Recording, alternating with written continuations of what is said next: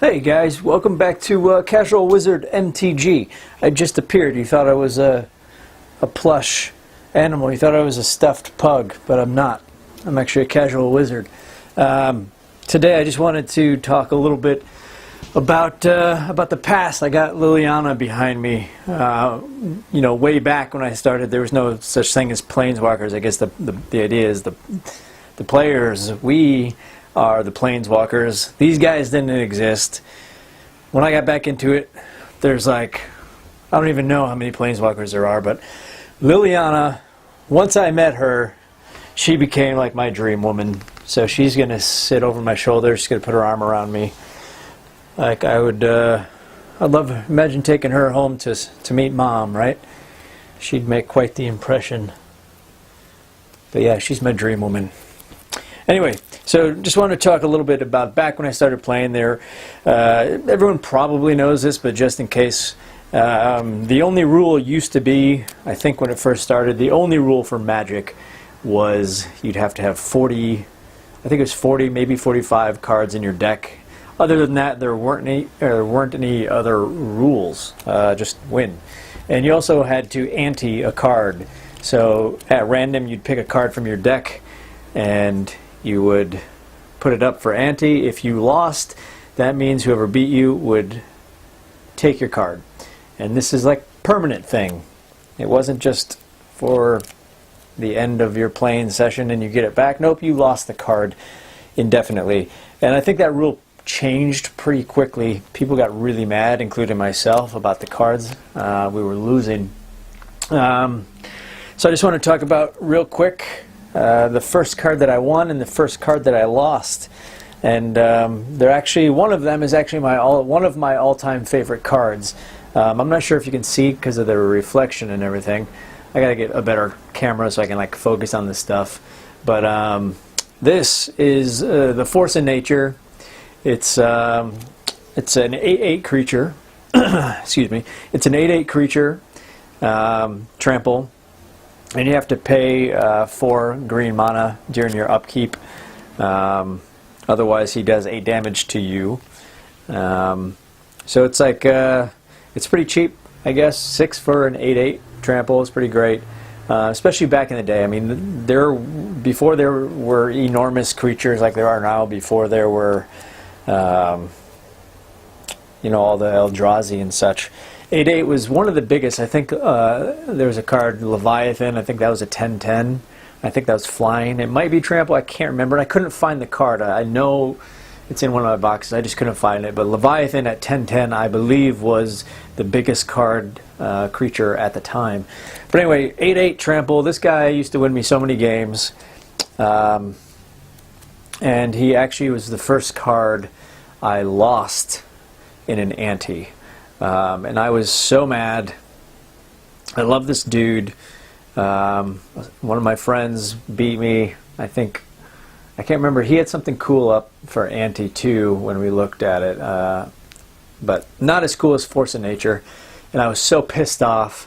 Thankfully, my friend was cool. He did end up giving me back my Force of Nature eventually. And then the first card I won was Aladdin's Ring. I don't know if you can see that. Aladdin's Ring was a cool artifact back in the day. I think I'm going to call this episode Back in the Day. Back in the day. My old man voice, I don't know if it was very good. Aladdin's Ring, it cost 8 colorless to bring out, and if you, its ability is if you tap, you pay 8 colorless and tap it, Aladdin's Ring does 4 damage to any target. That was pretty cool. For me, like, I didn't do a bunch of combos back then. I didn't think like that when I was a kid or teenager. I didn't think of like combos really. And so when I saw like an 8/8 card, I just was like, this is the best card ever. And when I got like an Aladdin's Ring, I was like, that's pretty cool. 8 mana and I can deal 4 damage. I can win in 5 turns. All that kind of stuff was more important back then, before things really just went crazy with all these spells and creatures that are enormous. Anyway, so these are the first 2 cards.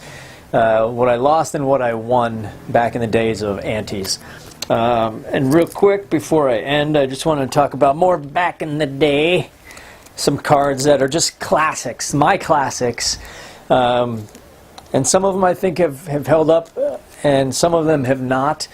Sarah Angel, everybody knows a Sarah Angel. She's been reprinted 500 times. Not literally, because I don't think there's 500 versions, but you know what I'm saying.